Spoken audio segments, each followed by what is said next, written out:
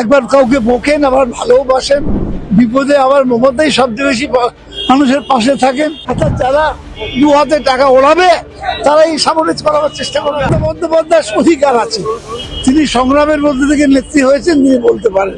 এটা আমার মনে হয় কোনো অন্যায় নেই। যারা কাজ করেন না, দলের শুধু বদনাম করেন, কি বলবেন এই ভোটের আগে এরকম? না, এটা তো একজন নেত্রী, আমাদের মমতা বন্দ্যোপাধ্যায়ের যা কিছু বলার অধিকার আমরা ওর হাতে তুলে দিয়েছি। একবার কাউকে বকেন, আবার ভালোবাসেন, বিপদে আবার মমতাই সবচেয়ে বেশি মানুষের পাশে থাকেন। এ নিয়ে আমাদের কারো কোনো ক্ষোভ নেই। যে কাউন্সিলর তারও ক্ষোভ নেই, যে এমএলএ তারও ক্ষোভ নেই।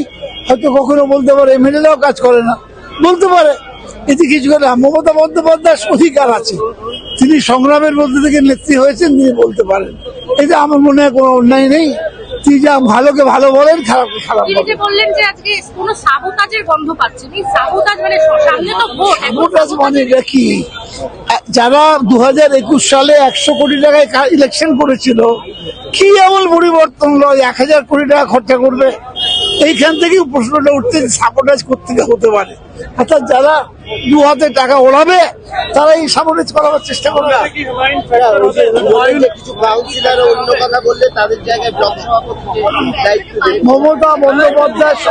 মমতা বন্দ্যোপাধ্যায় সংগ্রামের মধ্যে থেকে নেত্রী হয়েছে।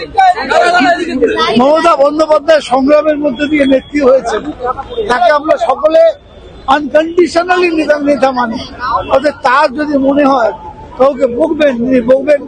কাউকে যদি মনে হয় তিনি ভালোবাসবেন, that's right, he has got. এবং তাদের কেউ আমরা কিছু মনে করি না, মনে করি দিচ্ছে ওয়ার্নিং। যেহেতু বিজেপি সব ধরনের চক্রান্ত করছে, সেই চক্রান্তকে মোকাবিলা করার জন্য কখনো কখনো নেত্রীকে ধমকাতে হয়, বকতে হয়, আবার ভালোবাসতে। দল ঘোষণা করলেন এবং 5 জন প্রার্থীর নাম ঘোষণা করলেন, তার মধ্যে বালিগঞ্জ রয়েছে। যারা এটা বলবে স্পোকসম্যান।